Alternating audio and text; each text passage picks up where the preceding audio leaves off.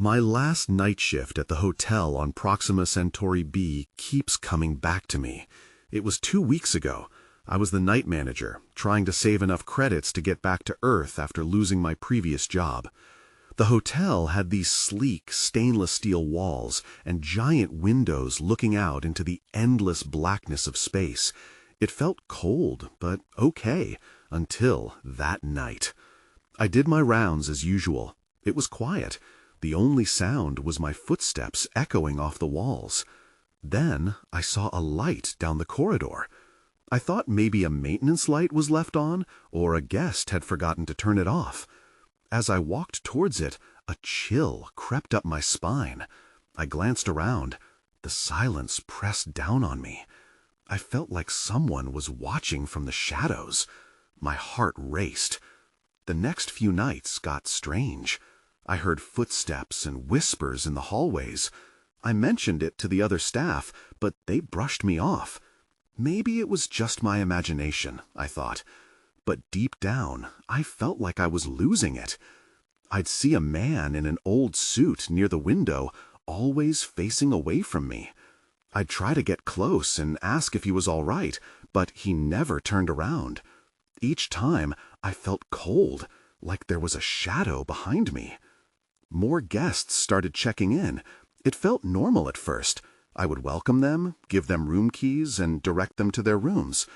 But when I looked at the guest logs later, some names weren't there. No checkout times, and no sign of them. I told myself they must have left quietly, but it felt wrong. The laughter I heard started to grow louder. I could almost make out words, but they slipped away. I told myself it was just exhaustion. I hadn't had a day off in weeks. Still, something gnawed at me. One night, as I did my rounds, I saw him again. The man in the suit. This time, he turned his head slightly. I got a glimpse of his face. It was pale, hollow. I felt sick. I wanted to run, but my feet felt glued to the floor. I wanted to scream, but nothing came out. Then he whispered, "Why haven't you checked out?" Panic shot through me. I bolted. I ran straight to the lobby. My heart pounded in my chest. I looked back, but there was nobody there. I didn't know if I was dreaming or awake. The hotel felt different, almost alive. My mind spun with questions. The next few days, nothing was the same. I saw shadows in the reflection of the windows.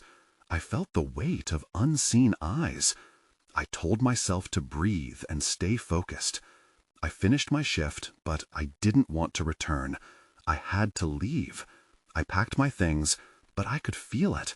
Whatever happened to those guests was waiting for me. As I reached the door, I heard it again, a soft laughter echoing in the shadows. I froze. My mind raced. What if I already checked out? What if I was already part of their ghostly numbers? I couldn't shake that feeling as I stepped outside into the cold. Now, back on Earth, I can't escape the memories. I wonder if I'll ever truly be free. I can't shake the suspicion that something in that sterile hotel is still watching, waiting for me to return. I tried to return to my routine back on Earth. I really did. I got a job at a small diner, serving coffee to locals who didn't know my story. But every time I closed my eyes, I was back at that hotel, hearing the whispers, seeing the man in the suit. Each moment spent awake felt like a small victory against my fears, but as soon as I drifted off, they crept back in. One night, I settled into bed, exhaustion weighing heavy on my eyelids. My phone buzzed on the nightstand, pulling me from that thin edge between sleep and reality. I reached for it and saw a message from an unknown number. It read, "You haven't checked out yet." A chill shot through me. I rubbed my eyes, certain I was still dreaming. I stared at the screen, heart racing. Who would send a message like that? I quickly typed back, "Who is this?" But almost immediately, another message came in. "I can help you." My hands shook. I didn't respond. I thought about blocking the number, but the curiosity kept me glued to my bed. The next day at the diner, as I wiped down tables, I couldn't shake the feeling that someone was watching me. It was just an ordinary afternoon, but the laughter of the patrons felt distorted, stretched in a way that made my skin crawl.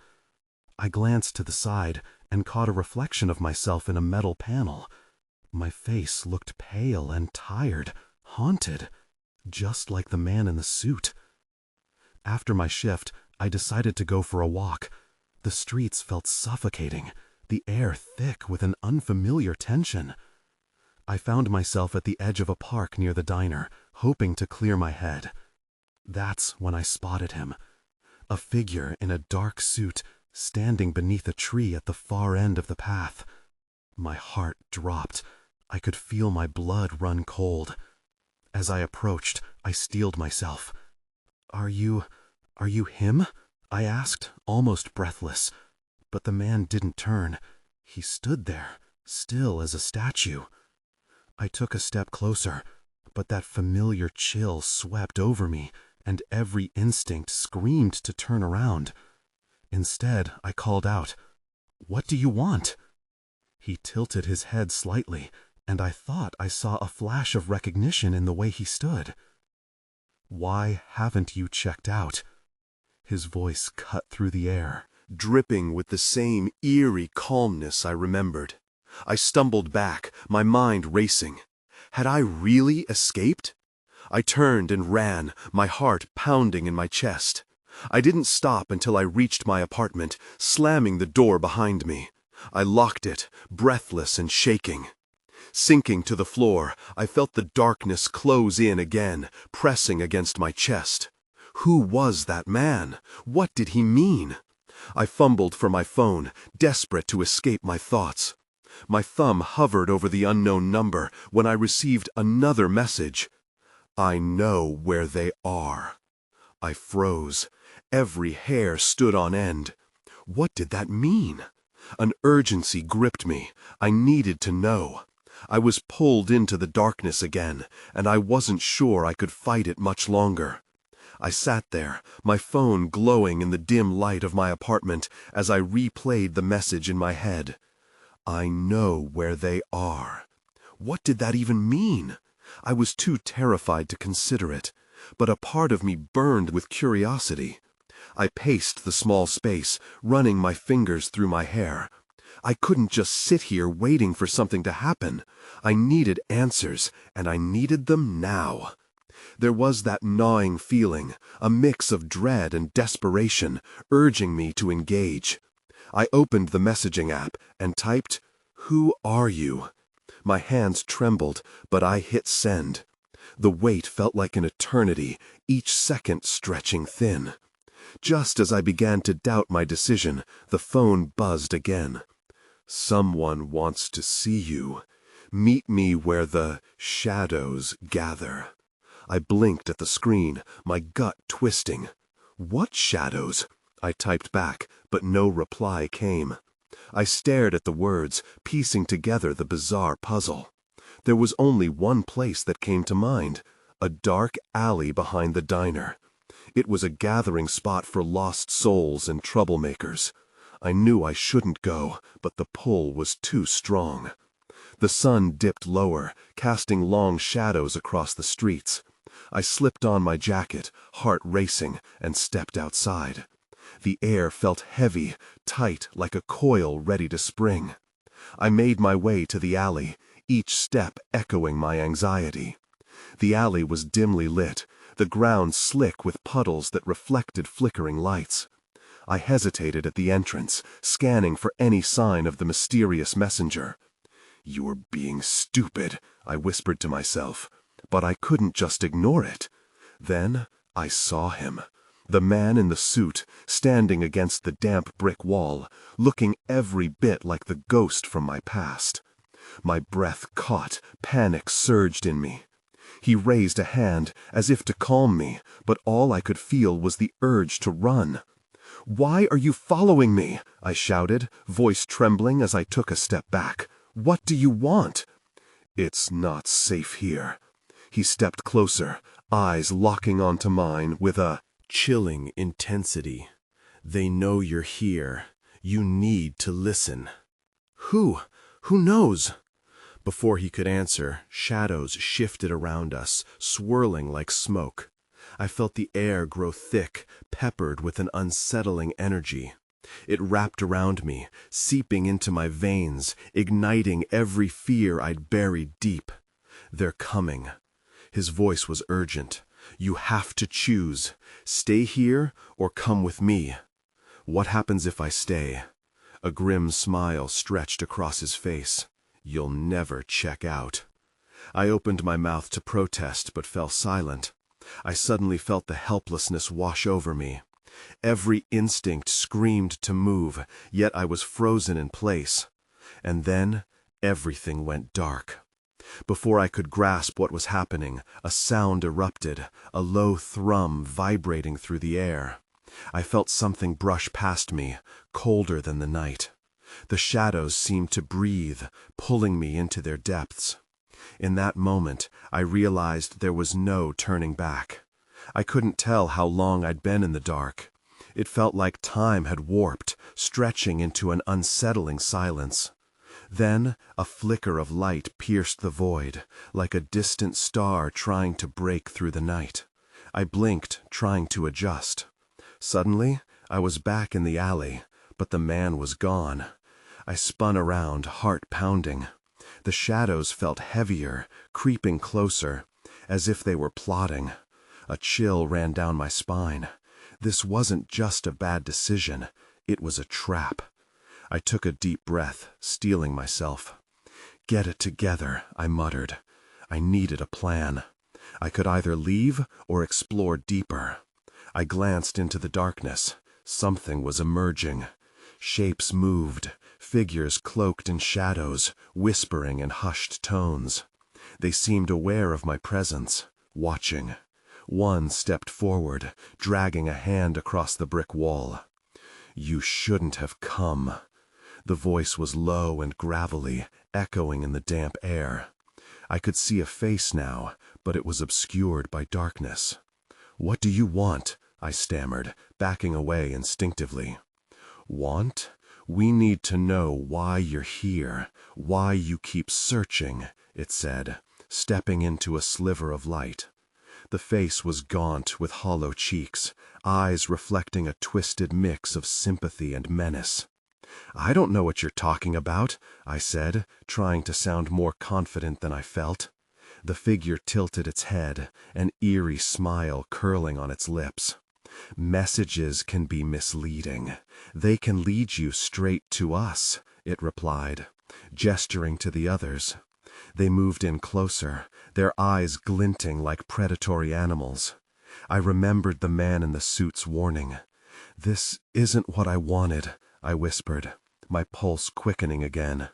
"Then you have a choice to make." The figure's words hung in the air. A choice? What could I possibly choose here? The shadows were closing in, pressing against me like thoughts I couldn't escape. They didn't seem to be friendly. Then something caught my eye, shining on the ground near my feet.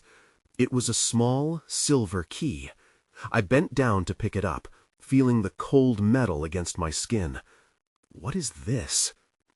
"It unlocks a door you haven't opened yet," the figure said cryptically. "But take care in what you choose to reveal. Some doors lead to answers, others to doom." I felt a mix of excitement and dread. This is how it started, again. "Where is this door?" I asked, scanning the shadows for any signs. "Follow the path where the light fades." I glanced at the dim alley, my heart racing. "And if I don't?" The grim smile returned. "You'll remain lost, just like the others." They pointed toward a deeper shadow at the far end of the alley. I hesitated, the weight of their warning heavy on my chest. Then the air shifted again, a noise echoing from the darkness. Footsteps. Someone else was here.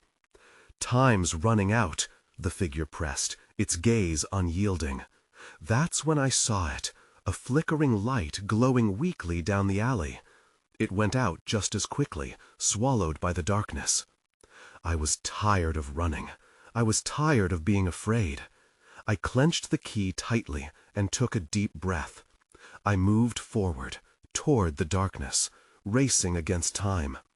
Whatever lay ahead could be the answer I needed, or the trap that would seal my fate. The shadows loomed larger as I approached the darker end of the alley, each step pulling me deeper into the unknown. The flickering light had disappeared, but I felt a sense of urgency pushing me forward. I tightened my grip on the silver key, the cold metal steadying my nerves as best it could under the circumstances. Why am I doing this? I thought, a question creeping into my mind. I had plenty of chances to turn back, but something kept pulling me closer. Was it curiosity? Desperation? Either way, I was already too deep. Suddenly, I spotted a faint outline in the darkness. It looked like an arch, maybe a doorway. My heart raced even faster. I approached cautiously, peering through the dimness. As I got closer, I could feel a difference in the air, thick and charged, like a storm brewing. "Hey," a voice broke through the heavy silence, stopping me dead in my tracks. I whirled around, teeth clenched, ready for confrontation.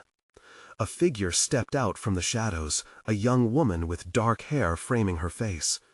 "You shouldn't be here," she said, her voice urgent yet steady. "Neither should you," I shot back, half challenging, half uncertain. She looked frail, but there was a fierceness in her eyes, a flicker of something that made me hesitate. "I'm trying to warn you," she said, with a look that held desperation. "This place isn't safe for anyone, especially not you." "Why? What do you know?" I pressed, taking another cautious step back. The alley was suffocating, the shadows creeping up my back like they wanted to. "Take me." She glanced toward the arch behind me, her expression shifting to something darker. "The door you're about to open, it holds secrets. Secrets that were never meant to be found." Of course, I was never one to take the obvious warning seriously. I couldn't help it. I was drawn to mysteries, even the most dangerous ones. "But I have to know. There are things I need answers to," I asserted, hoping it would convince her. Her lips pressed together in a thin line. "Answers come with a cost. It can cost you your freedom, your sanity, even your life." "I don't care." The words escaped my mouth before I could rein them in. It wasn't entirely true. I cared, but I was tired of being scared, tired of juggling the unknown. Before she could respond, something shifted behind her, a sound I could only describe as a heavy breathing. It made the hair on my arms stand on end. I looked past her, heart racing. "There's someone else here," I breathed, scanning the darkness. She turned and gasped, "You need to go, now!" Her urgency propelled me forward, and I instinctively dodged past her, making a run for the arch. As I reached it, I felt a pulse of energy radiate from the doorway. My hand trembled as I held the key up to it, aware that whatever lay behind that door could change everything. The darkness behind me felt alive now, a presence that was just the beginning of something terrifying. "Find the truth or lose yourself," the girl shouted, but I couldn't be sure if she was warning me or encouraging me. With a deep breath, I unlocked the door. It creaked open, revealing a shimmering light that almost blinded me. I had crossed a threshold that could either save me or lead me to my doom. With a single step inside, I felt the world shift beneath me, the shadows closing in behind as if they knew what I was about to uncover. I could sense that I wouldn't be the same again, but that was a door I was willing to open. The moment I stepped through the doorway, I felt dizzy. The light enveloped me completely, then slowly faded, transforming into a soft glow that pulsed like a heartbeat. I blinked, struggling to orient myself. I was in a long, dimly lit corridor lined with doors on either side. Each door looked ancient, old wood with tarnished brass handles. A chill swept through the air, brushing against my skin and raising goosebumps. I took a tentative step forward, the floor creaking underfoot. "What is this place?" I whispered to myself. The girl's warning echoed in my mind, but curiosity lured me further in. I reached for the nearest door, my fingers grazing the handle. It was cold to the touch. Before I could turn the knob, a sudden sound made me jump. Soft crying, muffled yet heart-wrenching. I pulled my hand back, heart racing again. "No way," I muttered. Should I investigate? I hesitated, caught between fear and the need to understand. I took a deep breath and edged closer. The cry was louder now, more distinct. It was coming from the next door down the hall. The sound clawed at my insides, an instinctual pull to help. I steeled myself and hurried to the door. My hand shook as I turned the handle. The door creaked open, and I stepped into what should have been a room, but it wasn't. It was a void.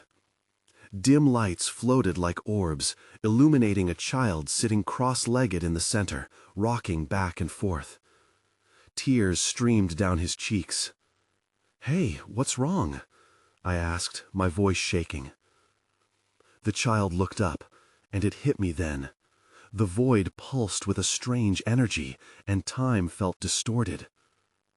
"I'm lost," he murmured, his voice eerily calm. "They never came back for me." A chill ran down my spine. Who never came back? But the question felt wrong, like it didn't belong here. The void shifted, warping the child's image, blurring edges until all I could see were his sorrowful eyes. I took a step back, panic rising within me. I slammed the door shut and leaned against it, breathing heavily. The corridor felt more claustrophobic now, the walls inching closer. Then I heard it, a raspy whisper from behind. "You can't leave us." I spun around to see the door across the hall slightly ajar, a sliver of darkness spilling out. Was it another room like the one I had just entered, or something worse? I shivered, paralyzed in place. Fear battled with my desire for answers. Whatever was happening here, it was deeply wrong. I knew that now. Taking a shaky breath, I decided I had to find another exit, one that didn't lead deeper into whatever horror this place held. As I turned to head back down the corridor, instinct screamed at me to hurry. My heart raced, the whispers growing louder the longer I lingered. That's when the lights flickered, and a figure appeared at the end of the hallway, a shape rising from the shadows, moving toward me. I had to choose. I had to act. Would I confront that figure or retreat back to the void? I focused on the figure at the end of the corridor, its outline shifting like the shadows surrounding it. Every instinct told me to run. Still, my feet felt glued to the floor. The whispers intensified, a cacophony of soft pleas swirling around me like a storm. "Help us," they echoed.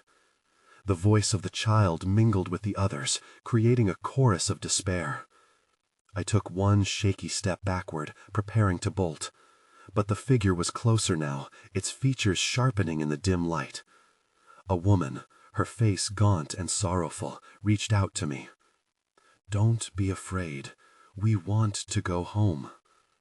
"Home?" I stammered, bewildered. My heart raced wildly. "What do you mean?" The woman's eyes seemed to pull me in, glistening with unshed tears. "You can help us." Before I could respond, the door I'd just closed creaked open again, and the shadow of the child emerged, his tiny form almost ethereal in the dim light. "You have to find them," he said, his voice a mere breath. "They're lost, too, just like me." I stood frozen, battling the urge to run. "Who are you?" I demanded, my voice trembling. "What happened here?" Suddenly, a loud bang echoed down the hall.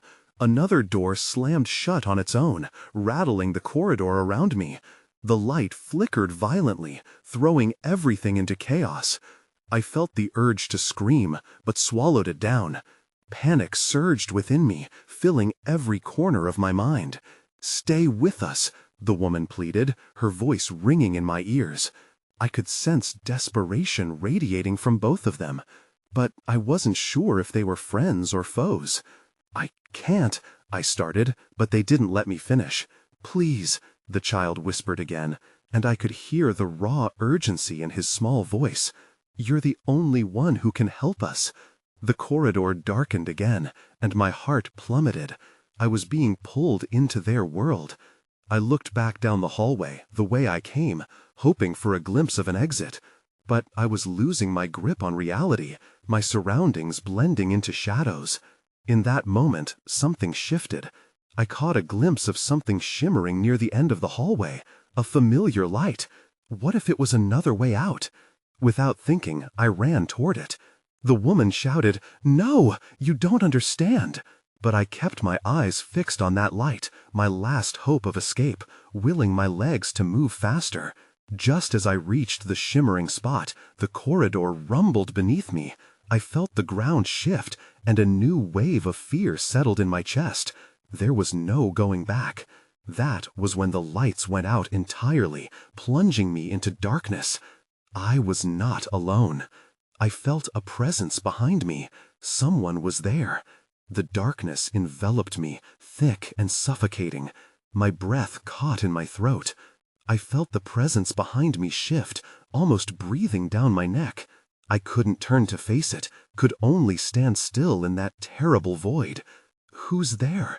I managed to whisper, my voice trembling. Silence wrapped around me, thick and heavy. The grocery store lights had quivered before. Now it was a world of shadows and dread.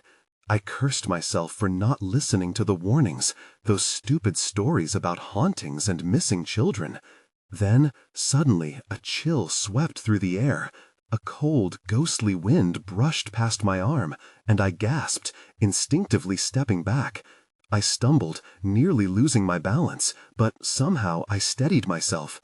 My eyes frantically searched the corners of the darkness, hoping for a sign. And then, out of the abyss, I heard it, a soft, broken giggle. My heart skipped again, pounding against my ribcage like a trapped animal. "Not so scary, are we?" A familiar voice echoed in the dark. "Stop it!" I shouted, but my words seemed to dissolve in the empty corridor. "Stay back!" The giggling grew louder, echoing off the walls. I forced myself to move. My legs pulled me down the hallway. I don't know where I was going, just that I needed to get away from that sound. The flickering lights above me cast long, erratic shadows that danced and twisted, wrapping around me like they were reaching for my ankles. Then I saw it, the doorway up ahead, still glowing with that eerie shimmer. I darted toward it, adrenaline spurring me on. But as I reached the threshold, something cold gripped my wrist. I glanced back, panic flooding my veins. It was the child, his small hand wrapped tightly around my arm. "You can't go," he cried, his voice now desperate. "You have to help us." I fought against his grip, but he was surprisingly strong. "I can't!" I screamed. My heart raced, and the darkness seemed to shrink in around us. "Let me go!" Tears spilled down his cheeks, glistening in the absence of light. "We're trapped," he wailed. "You're the only one who can set us free." Just then, a flash of light illuminated the corridor, revealing the sorrowful woman beside him. She looked even more haunted, her eyes pleading. "Please, don't abandon us," she begged, pain etched deep into her features. Something shifted in me. I wasn't sure if it was fear or empathy. "What do you need me to do?" I found myself asking, bewildered. But before they could answer, the shadows around us began to thicken, swirling with aggression. I felt a heavy pressure building, as if the darkness itself was alive, trying to pull us back into its embrace. In that moment, I realized this wasn't just about them. I was trapped here too. As the shadows closed in, my gaze caught the shimmering light again. It beckoned desperately, and with a surge of determination, I finally yelled, "What if I don't want to help?" Something in the child's eyes shifted, seeing my doubt. Then everything went dark, and a single horrifying thought crept into my mind. What if the shadow wasn't just behind me? What if it was waiting for me to choose? I felt the cold rush of air swallow me whole as the darkness deepened. My heart pounded, and for a split second I thought I had gone blind. But it wasn't blindness, it was a suffocating lack of light, an oppressive void that pressed against my skin. Panic surged through me, and I fought to steady my breath, but the fear clawed at my throat. "Help us," the child's voice echoed in my mind, repeating over and over like a broken record. My gaze darted around the void, hoping to see something, anything that could tether me to reality. Then, just as suddenly as It had vanished. A glimmer of light sparked into existence in front of me. It flickered like a dying star, faint but insistent. I stumbled toward it, desperate to escape the suffocating blackness, and as I drew closer, I realized it was the doorway again. The other side waited, a sharp contrast to the swirling shadows. I felt a pull from behind, cold fingers reaching into the dark. "No!" I shouted, shoving my hands out in front of me, fighting against whatever was trying to drag me back. "I won't go back!" But the shadows coiled tighter. The child's grip was still tight around my wrist. I had to make a choice, but I was paralyzed by fear. The woman's eyes, desperate and pleading, flickered in and out of my vision. "What do you want from me?" I yelled into the ether. "Save us!" the child's voice cried again, more urgent this time. "You need to face it!" My breath quickened. Face what? I hadn't even seen it. But something inside me stirred, an instinct, a notion that perhaps I had a power they didn't. I let out a shaky breath. I had to know. "Show me," I commanded, as much to the walls around me as to myself. "Let me see the truth." The shadows rippled, convulsing violently. Suddenly, a rush of darkness swept past me, and I felt the child slip away. I staggered back, my heart racing. The woman's face transformed, her features darkening as a silhouette loomed behind her. "Wait!" I cried, panic rising again as the weight of despair wrapped around me like a chain. The woman's eyes locked onto mine, and in that moment I saw a flicker of something.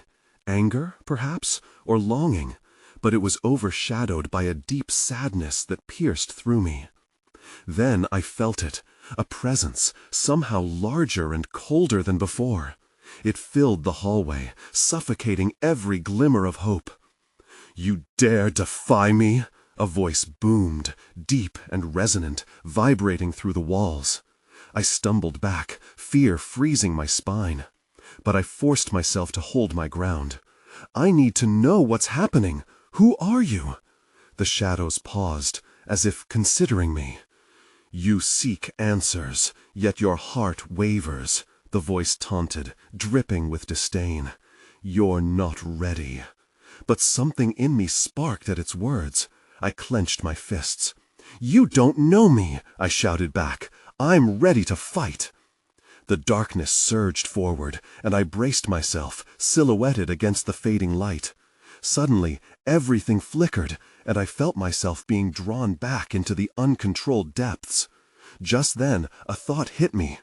Whatever this shadow was, it thrived on fear, and if I made it angry enough, maybe, just maybe, I could get free.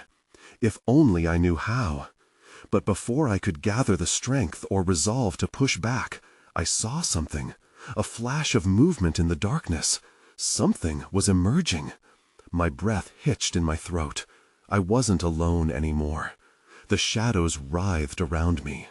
Was calm, the stars twinkling above, a stark contrast to the oppressive darkness I had just escaped. For a moment, I stood frozen.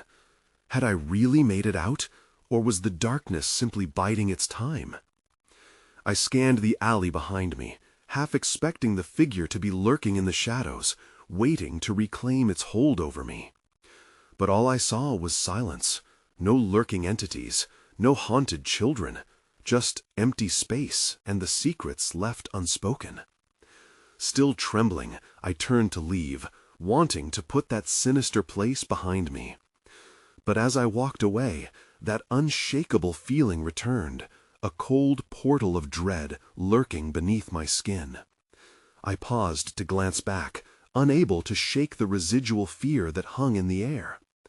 Was I truly free from the grip of the hotel, or would the weight of those lost souls forever linger in my thoughts, whispering their unfinished stories? How many others were trapped like whispers in that void?